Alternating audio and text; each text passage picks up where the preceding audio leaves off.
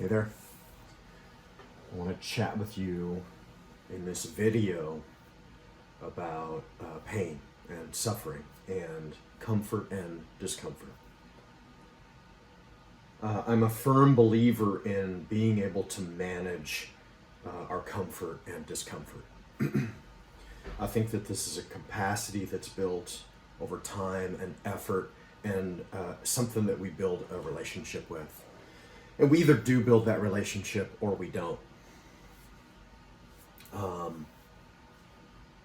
I think a lot of people are too attached to their comfort, to the things that make them feel good. And I definitely fall in that category sometimes. There's the things I really, really like that make me feel good. And I can hang my contentment on that comfort.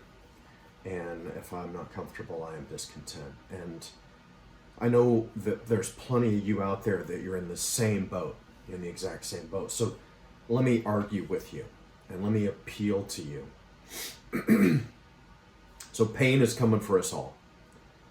And several years ago, my dad was running the weed eater out in the lawn. And a gas-powered weed eater, and the one with the pole crank to start it. And he pulled on it one day, and he accidentally hit himself in the ribs. And he thought that he'd like bruised or broke his ribs. And I saw him, and he'd asked if I had any kind of a painkiller or something like that to help alleviate the pain that he was in. And I didn't have anything, but I had like an Ambien or something to help him sleep. He was in such pain, and I thought maybe that would help. And I said, "Dad, go to the doctor. When you get home, and they'll give you medication and get checked out." So he did do that, and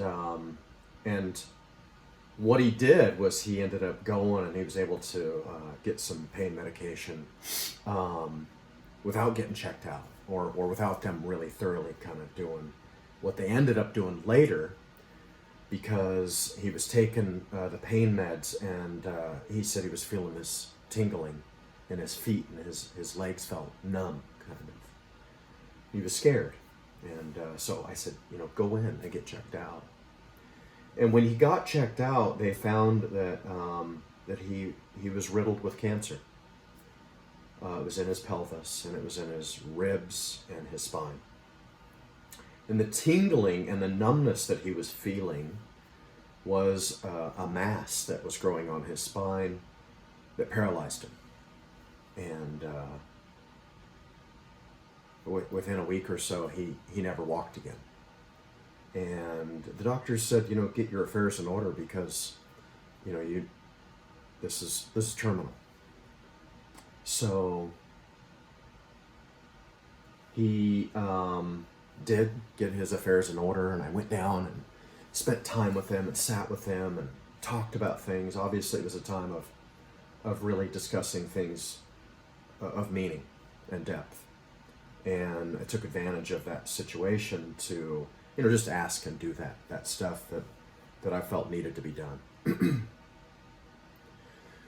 He lived for another couple years, and while he lived, we had many conversations that really struck me about how he chose to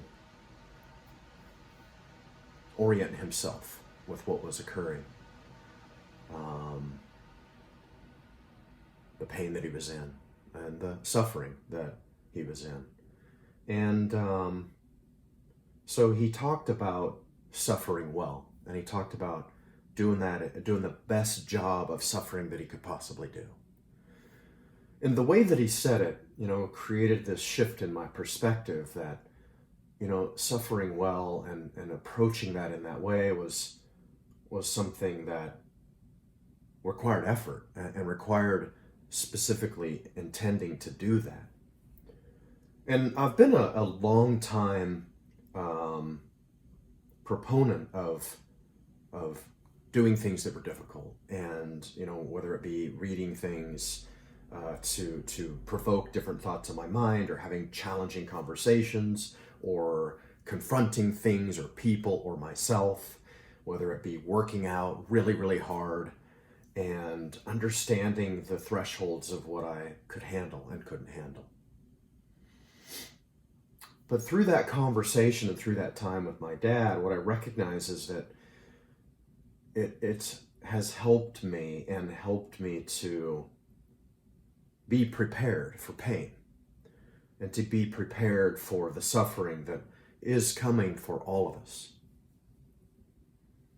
So I've recently talked about spirituality and the other side of living, and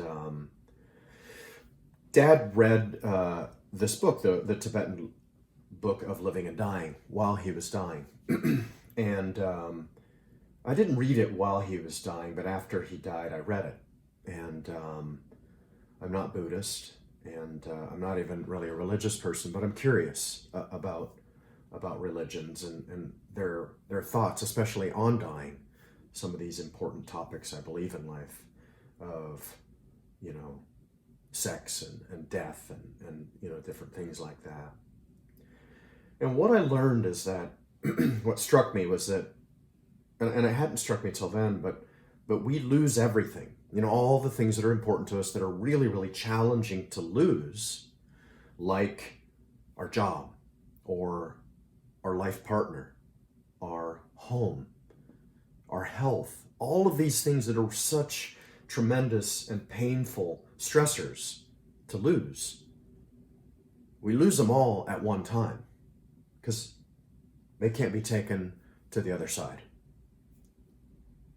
And plenty of people, and religions believe in reincarnation or second life or everlasting life or all kinds of things like that. But I don't think you're going to be taking your job with you. And I don't think you're going to be taking your money with you. I think a lot of people believe that their loved ones will be there. But I believe that we lose that. We lose everything. And people lose their shit and fall apart when they, lose their keys, or they, are late for something, or, some of these really minuscule things. And I've been there. I lose my shit over something that's ridiculous. It's ridiculous. But I've begun to look more and more at the reality that if I can't keep my shit together for something that's really very minor, then how am I going to face the big losses? And my health, my loved ones. And I've lost a lot of loved ones. Lost my dad. Didn't lose him. He didn't get lost. He died. And so some of this is about perspective, and some of it is about being uncomfortable and being able to, here's the deal, here's why it's important. Because if I can't handle being uncomfortable, I'm gonna numb out. I'm gonna close down. I'm gonna try to disappear. I'm gonna try to avoid conversations, and I'm going to become inauthentic. And I don't want to do that. And I want to implore, and I want to suggest that you don't close down and numb out either. And if you're already doing it now, then you're not preparing to face that big stuff. You're not preparing. We're not preparing. So there's some opportunity in this. And the opportunity is to begin to face it and to look at it. It's to begin to ask yourself, what do I use to numb out? What are the things in my life that cause me to numb out and shut down? And what would I like to fully experience in my life right now that I'm not, because I'm too afraid? And I'm not one to preach sobriety or something like that. That's not what I'm doing here. It's not.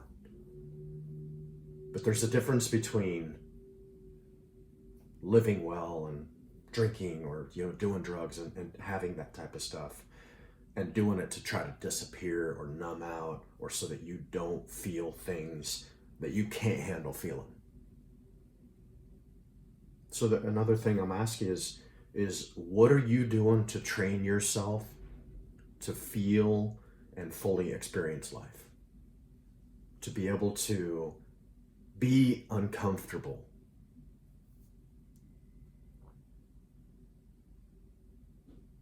So I appreciate you hanging out with me, spending some time with me. And I hope you have a great day.